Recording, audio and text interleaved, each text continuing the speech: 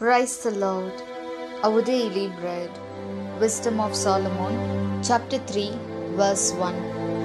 The souls of the righteous are in the hand of God, and no torment shall touch them.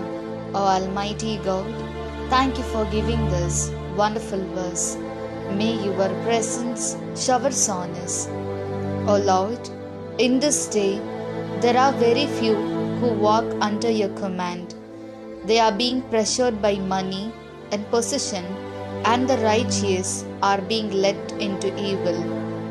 Therefore, Lord, bless us to live righteously and honestly like you, like Job and Joseph, and to rejoice in your embrace forever. We ask this in the name of Jesus Christ. Amen. அன்றாட உணவு. சாலமோனின் ஞானம் அதிகாரம் 3 இறைவார்த்தை 1. நீதிமான்களின் ஆன்மாக்கள் கடவுளின் கையில் உள்ளன.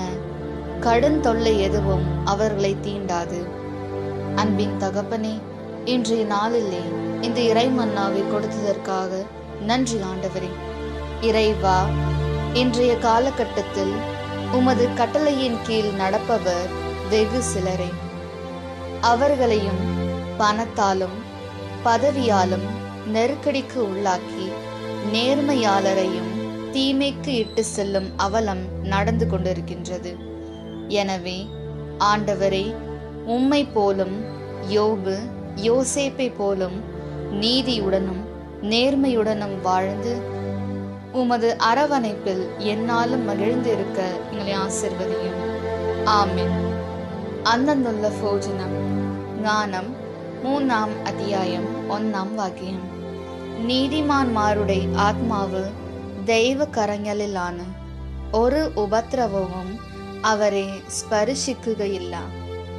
ദൈവമേ, അങ്ങേക്ക് പ്രിയമുള്ളവരായി അങ്ങേ വചനം പാലിച്ച് നടക്കുന്നവർക്ക് എത്ര പ്രശ്നങ്ങൾ വന്നാലും ദൈവമേ അവ എല്ലാം മാറ്റി അവരെ രക്ഷിക്കുന്നുവല്ലോ.